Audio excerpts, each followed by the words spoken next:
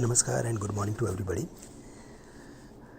दोस्तों, हमने सोमवार के दिन मार्केट में अच्छी खासी एक गिरावट देखी और ये गिरावट के पीछे एक हम कह सकते हैं कि एक टेक्निकल रिएक्शन था। मार्केट 15,600 से लगातार बढ़ते बढ़ते 17,300-350 के करीब आ चुका था और जितने भी मेजर इवेंट्स थे वो सभी ख़त्म हो चुके थे।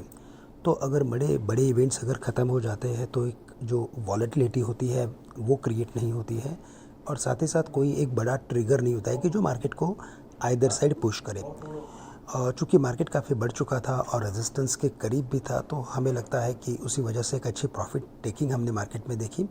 इनफैक्ट एफआईआईज़ ने भी कल जम के बिकवाली की है और जो एफटीएससी की रिबैलेंसिंग थी पिछले हफ्ते वो भी ख़त्म हो चुकी है। तो ब्रॉडर बेसिस पे अगर मार्केट को देखें तो हमें लगता है कि मार्केट में करेक्शन बिल्कुल आ सकता है और इस करेक्शन के पीछे शायद हम मार्केट में एक बार 16,950 या 16,700 के लेवल्स भी देख सकते हैं। ऑन इमीडिएट बेसिस चूँकि मार्केट काफ़ी स्ट्रॉन्ग था, हमें लगता है कि 16,950 से एक रिबाउंड देखने मिल सकता है। साथ ही साथ हमें लगता है कि 17,350 के लेवल्स को जब तक निफ्टी क्रॉस नहीं करता तब तक मार्केट कंसोलिडेट करेगा। यानी कि हमारी स्ट्रैटेजी ये होनी चाहिए कि हम एक नैरो ट्रेडिंग रेंज में काम करेंगे और उसी ट्रेडिंग रेंज का हमें बेनिफिट लेना है। अगर आज मार्केट खुलते के साथ ही अगर 16,950 के करीब अगर आता है तो वहाँ पे लॉन्ग पोजीशंस बनाए, 16,900 का स्टॉप लॉस रखें। साथ ही साथ 17,250, 17,300 के रेंज में हमें एक शॉर्ट का ट्रेड भी मिल सकता है। 17,350 के ऊपर ही हम एक नया ट्रेड सोच सकते हैं। यूएस मार्केट्स की अगर बात करें तो वहाँ पे वापस फेडरल रिजर्व ने क्लियरली इंडिकेट किया है कि अगर इन्फ्लेशन ऐसे ही अगर बढ़ते रहा तो वहाँ पे वो 50 बेसिस पॉइंट की भी हाइक लेके आ सकते हैं। पिछले हफ्ते जब फेड रेट की जो मीटिंग थी वहाँ पे उन्होंने क्लियरली इंडिकेट किया था कि हम 25 बेसिस तो एवरी मीटिंग बढ़ाएंगे और अगर इन्फ्लेशन अगर बढ़ता रहे तो फिर हमें लगता है कि 50 बेसिस की भी हमें हाइक करनी पड़ेगी और इसी वजह से कल यूएस मार्केट्स डाउन थे।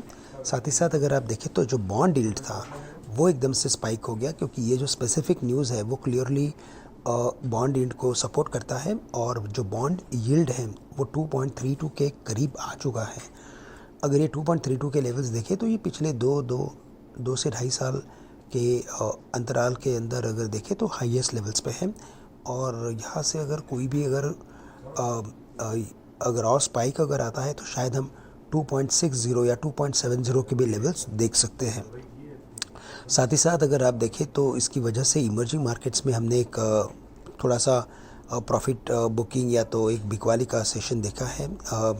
हायर लेवल से सभी एशियन मार्केट्स में एक प्रॉफिट बुकिंग देखी है और इसी वजह से सिंगापुर निफ्टी भी जो एक 70 से 80 पॉइंट ऊपर खुला था वो भी अभी ऑलमोस्ट न्यूट्रल यानी कि एट एन अनचेंज लेवल्स आ चुका है। ब्रॉडली हमें लगता है कि लेवल्स के बेसिस पे काम करना चाहिए और अगर सेक्टर्स पे अगर ध्यान रखें तो सेक्टर्स पे अगर ध्यान देना है तो हमें लगता है कि टेक्नोलॉजी के साथ साथ हमें मेटल स्टॉक के ऊपर भी फोकस करना ज़रूरी है। दोस्तों, इसी के साथ मैं आप सभी से आज के लिए विदा लेता हूँ। Thank you very much for listening me and have a great day to all of you.